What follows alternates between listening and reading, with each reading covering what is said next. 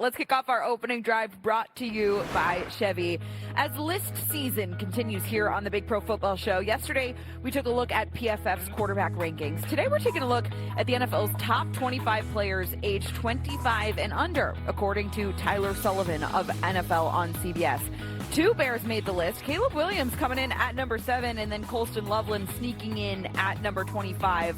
So there you see on your screen a look at the top 10, guys. What do you think? We're all going to have opinions. Certainly the Drake May being ahead of Caleb in any list right now is going to rub me maybe the wrong way, just because I think I'm not convinced that he's going to be the guy that Caleb Williams will eventually become. I look at that list too, Clay. I wonder about 𝗮𝗀 Nacua being number 2. I think he's got that kind of potential, but I do wonder if his personality, off the field stuff might get in the way there. But I like the rest of the list, and I like that Caleb's getting that kind of respect. Yeah, it's a good list, and I think Caleb's gotten respect. And the thing that I think puts Caleb ahead of maybe Drake May is he was number 1 in fourth-quarter comebacks. He was number 2 in game-winning drives, and I said this yesterday. That's when you want your quarterback to be at his best, and that's when Caleb is. And obviously you got the playmaking ability, and the 58% completion percentage needs to go up. But overall, his ability in the fourth quarter is what makes him better. To play devil's advocate here just for a second, I think Drake May and the way that the Patriots season ended left a bad taste in a lot of people's mouths, but he did play in the Super Bowl, guys. That's right? true. Like, you got to remember. They won the and AFC he was an MVP candidate for right. the majority of the season. So I think you got to give Drake May his flowers,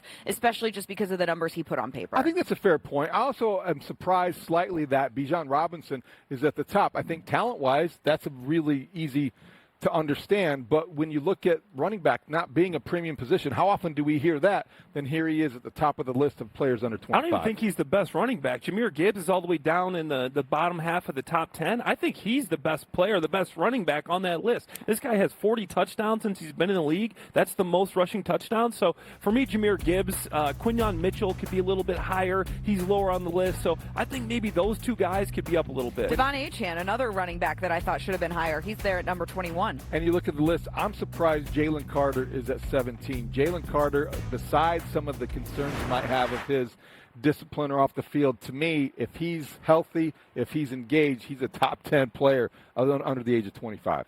Guys, Caleb will be eligible to be back on this list again next year. He won't have been 26 yet by the time we're talking about this. Is it possible that you think Colston Loveland could leapfrog his quarterback next year? I don't think leapfrog the quarterback, but I think he could be on the list. I know what Clay's going to answer, but I would say slow down on that because the expectations are enormous now heading into season 2, and I think he's good enough to meet those expectations, but I don't think he's ever going to be that kind of player where you would put ahead of the quarterback that makes him look as good as he does.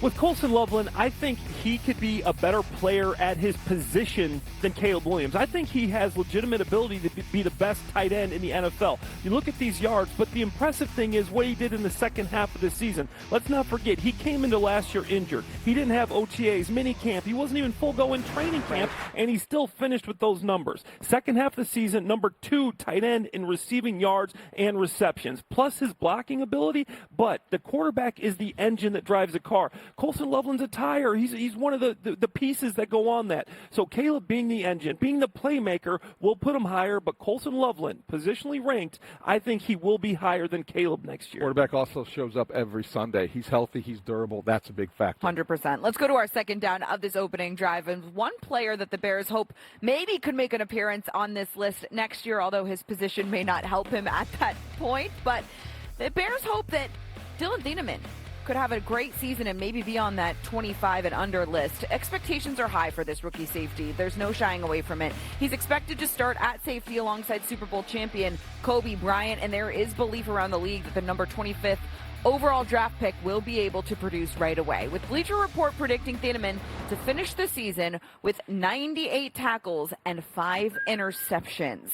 Guys, we talk about Colston Loveland, and Clay, you talk about how his second half of the season last year was really when he took off because he was dealing with that injury in training camp and in the offseason. Do you think that Dillon Thieneman, because he doesn't have to play behind a Cole Kmet or a Durham Smythe, at least to start his career, is Dillon Thieneman under more pressure to really get off to a fast start and make an impact right away in his rookie year? Yes, absolutely, because like you said, when Colston Loveland came in, he had Cole Kmet there as a tight end. He didn't have to take over the position on his own. The Bears had two safeties that were productive, and now Dillon Thieneman has to come in and he has to produce. Do I think he can do that? Yes. He learned multiple systems in college. He played multiple positions in college. I think he will be that guy that can do it, but the pressure is there. If he takes time to get used to the speed of the game, to get used to how you disguise coverage in this system, to get used to how you guard these slot receivers, that's a problem because you really don't have anybody backing him up. Cam Lewis maybe, I don't know, Elijah Hicks maybe, but Dillon Thieneman has to be good for this defense, and you don't have a great defensive line ahead of you to make your job easier. Yeah, but how does a safety feel pressure in terms of, yes, to succeed and to make plays, but Dillon Thieneman could have 5 picks, and that would be an outstanding season.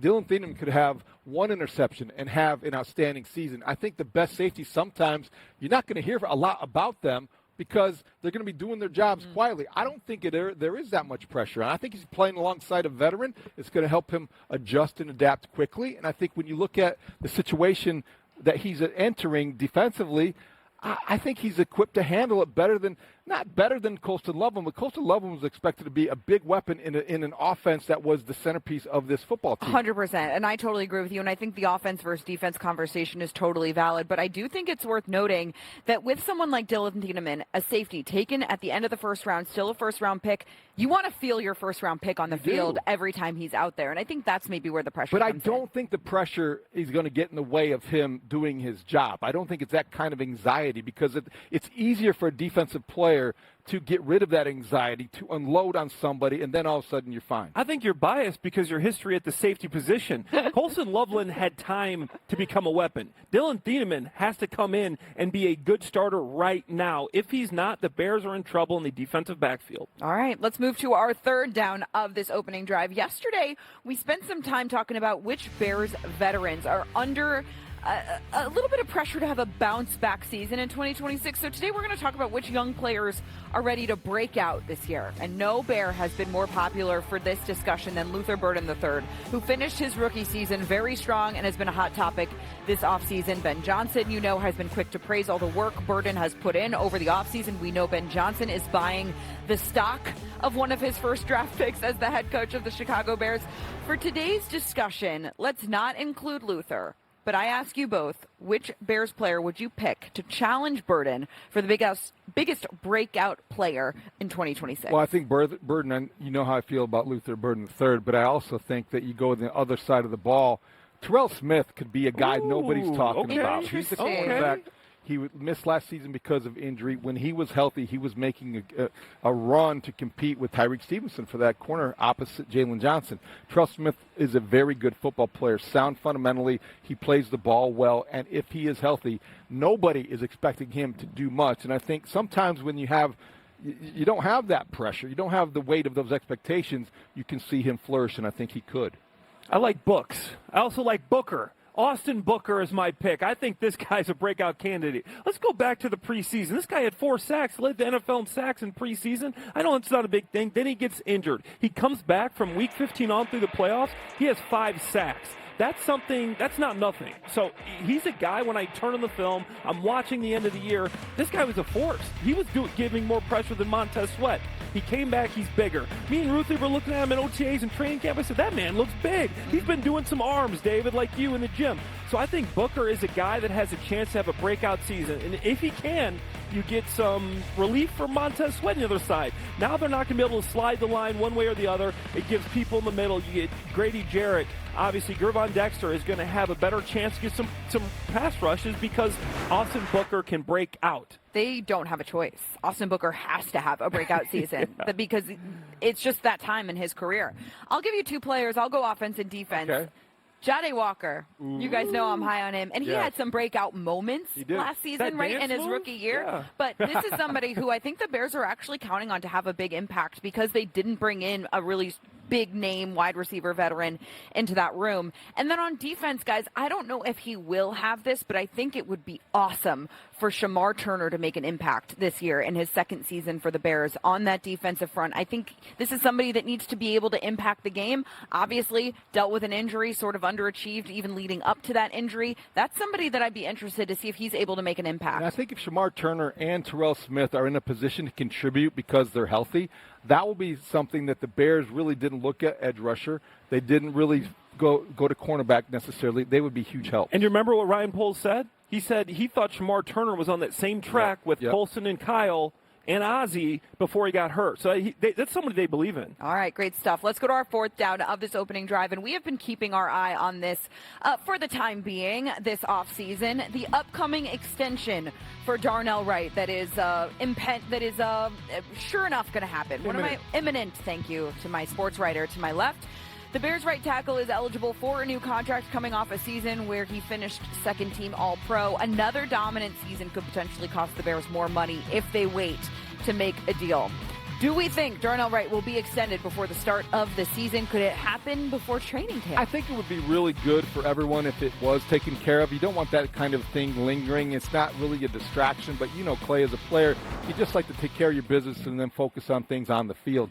When you're looking at Darnell Wright's extension before training camp, if it were to come in the next 3 weeks, we were talking before the show, he's likely to be paid among the top 5 at that position, and if you're looking at that, you're looking at an average annual salary around $22 to $25 million. And if you're establishing him as a cornerstone of your offensive line, a guy you want to build around, a high draft pick himself, that's money well spent. You want to invest in your offensive line. It would be consistent with the Ryan Poles regime and the Ben Johnson emphasis.